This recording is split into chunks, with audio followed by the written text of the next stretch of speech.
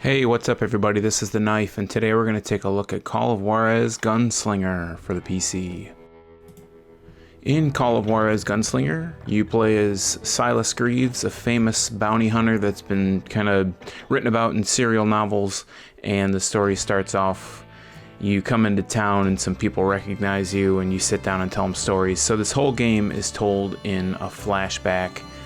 It has narration a la Bastion, so when you watch this video you'll notice that the main character talks quite a bit. He talks as if it's something that's happened in the past.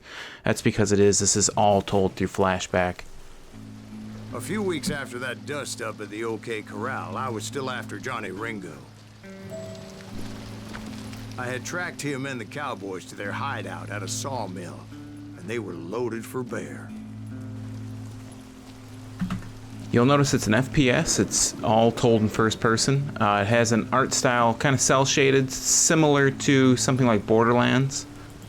And I have to say, when I heard this game was coming out, I didn't expect it to be put together quite as well as it is. What exactly did Johnny Ringo do to piss you off? Well, him and that other bastard. Roscoe Bob Bryant? Yep. They both deserve to die, and I promise I'll tell you why. And first thing you'll notice when you kill an enemy, a number pops up above their head. That is, depending on how good the shot is, if it's a headshot, if they're a running enemy, if they're stationary, if you just shoot them in the chest and kill them, you get a certain amount of points for each kill, and those are your experience points, which you use then to level up, to gain more levels, to gain more abilities. I don't know if it really gives you anything else. I mean, the abilities kind of all supplement everything that's going to happen in the game, so you might get an ability that adds to your concentration meter or adds to your, I guess, I don't really know what to call it, but I guess your luck. You'll notice the icon in the top right, the skull with the dice.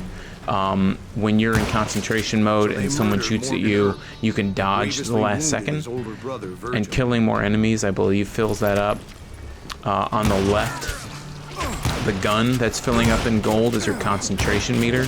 You do get bonuses for killing more guys in a row, but the concentration meter, the one thing that really kind of bothers me is that, you know, the gun icon is on the left side, but you hit the right button to activate it. So to me, just, you know, personally, it would make more sense to put the concentration meter that says right button, to put it on the right side of the screen, because I look at that and I don't look at RB. I'm playing with a controller. I don't think when you use a keyboard it shows that.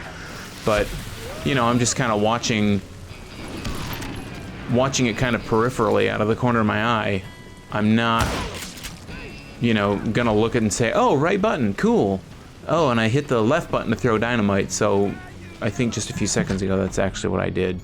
So let's look at the level up system. I've kind of specialized in the Ranger long distance class, and I've already made it through the first little series of skills. I don't want to pick any of the guns blazing or anything like that. I did take the inlaid gun, and this second section opens up a new set of skills.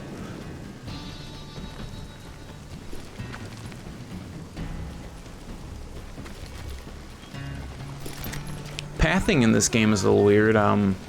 You know, you look, and sometimes it's kind of hard to tell exactly where you should go, because it looks like there's multiple branching paths when there's really only one real way to go. I mean, there are offshoots and variations from that one spot, but for the most part, you're all going to go in one direction. I mean, right here, really looking at this, should I go left or should I go right? I mean, left looks like it's a viable way, right? But I'll go the right, you know, to the right just for shits and giggles, and it shows, you know,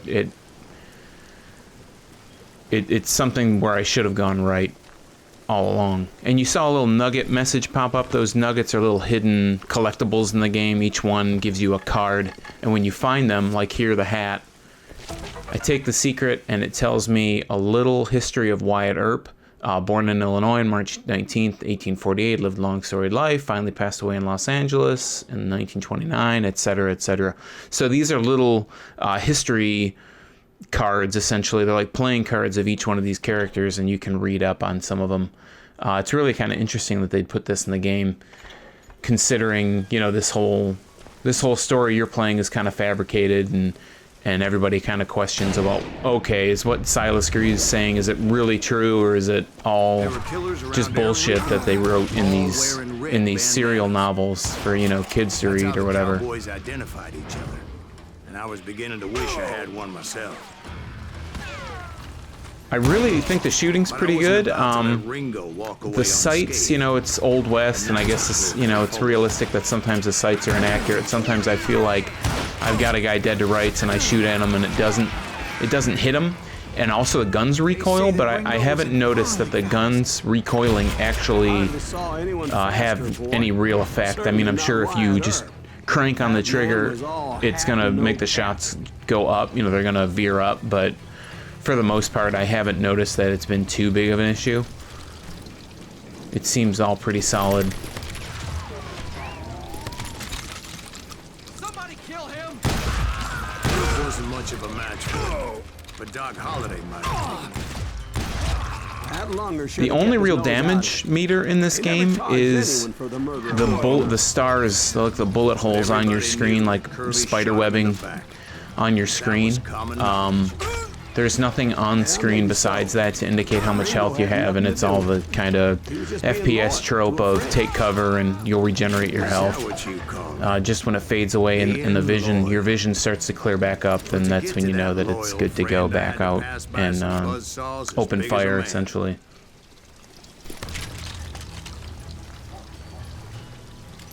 One of my skill rewards was this inlaid pistol, and as you saw just a few seconds ago, I dropped it. I don't know if you drop it, if you recover it at the end of the mission. I mean, it seems like, hey, this is a special weapon, you get it for skilling up so much in this particular area. Are they gonna let you lose it? I mean, that would kind of suck if it's a one-time thing and you have to carry it all the time. Because I could see scenarios where it would be nice to be able to switch your weapons out. And here's one of the few times you'll even see a melee in the game. You don't really melee attack much. Clinton died. Why didn't his son take over the Cowboys? Because Ike Clanton was dumber than a box of rocks and a yellow belly to boot.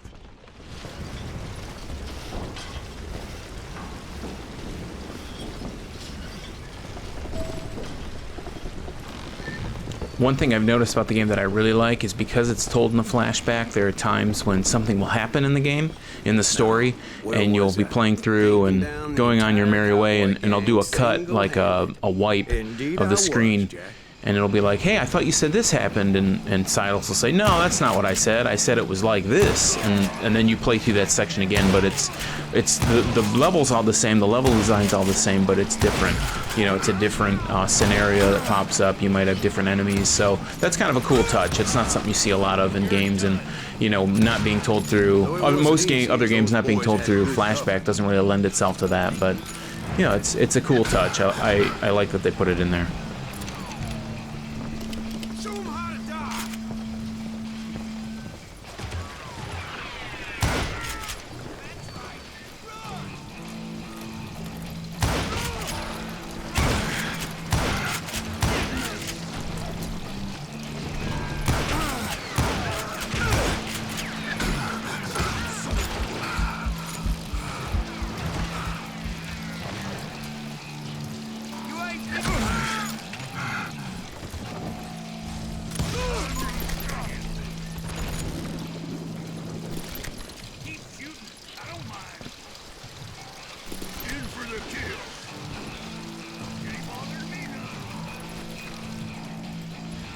And while you don't carry a lot of ammo, it's good to know that ammo is not really in short supply. Any weapon, anybody that when you kill them, essentially they drop some kind of ammo that you usually can use. I don't think I've ever come across a case where a guy died, dropped ammo, and it was like, you know, hey, that box is still there because I couldn't use it. There are multiple different enemy types. These guys are shielders. They carry like these wooden plank shields that you can actually, earlier in the game, it's a lot easier to, and I seem to be having a problem here, but you could actually shoot them through the little eye hole and, you know, take them out pretty easily that way, but these guys seem to give me a little bit more trouble. As most games, FPS games at least, this game does have the obligatory red barrels that you can shoot that are full of, I don't know, I guess it's gas? I don't really know. This time period, I don't know what they used, kerosene or some kind of liquid flammable. So, you know, rest assured, it's included in this game as well.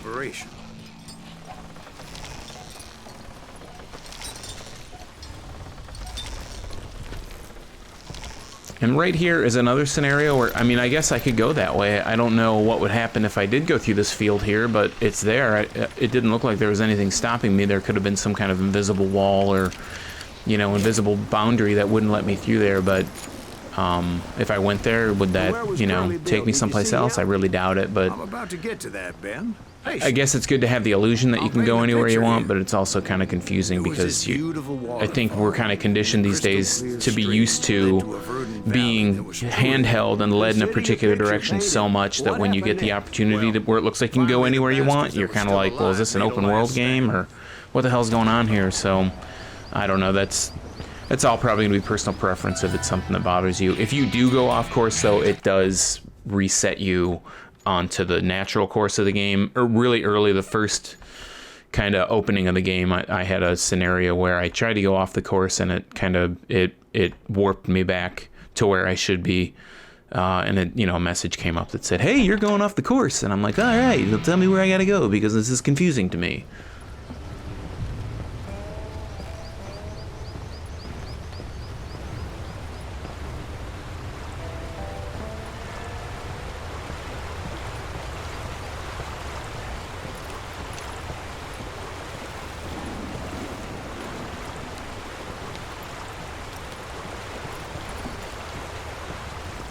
And see, speak of the devil, there's right next to me was an orange or a red barrel that could be shot to explode. Early Bill, Johnny Ringo, and his compadres took off into the lumber yard, and I followed after.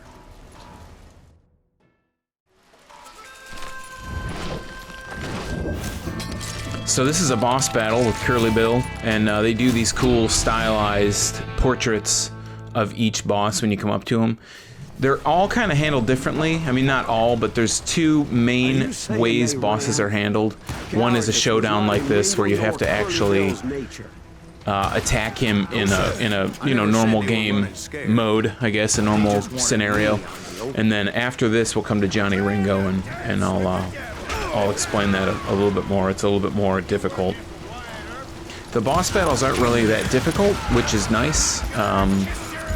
They're not. I am playing on this on normal difficulty. I'm not a young man anymore. I'm not an old man by any means, but I don't have a lot of time to play games, so I don't play on the ultra settings anymore, and I probably never would have because I enjoy playing games, and I'm just doing it for leisure. I'm not trying to really super challenge myself. It's a big accomplishment for me if I finish a game these days, so, you know, it's playing normal difficulty. I've died a few times, but I don't think I've ever died in the actual gameplay. It's mostly in the next boss battle that I'll show you, which is this whole dueling mechanic that it's probably the most difficult part of the game because you don't do it very often and you kind of forget, like, oh yeah, that's what I'm supposed to do. You have these bonuses that you get by moving your hands, your two hands in different directions, and we'll talk about that in a few minutes because it's going to come up here when we fight Johnny Ringo.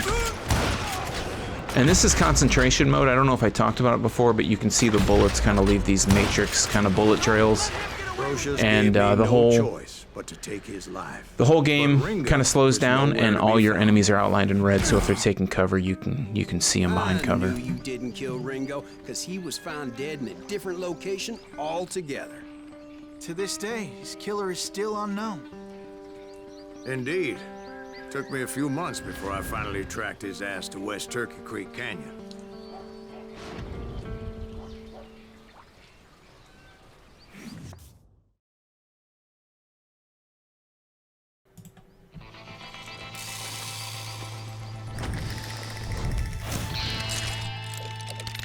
So this is Johnny Ringo, and this is a duel battle versus the boss.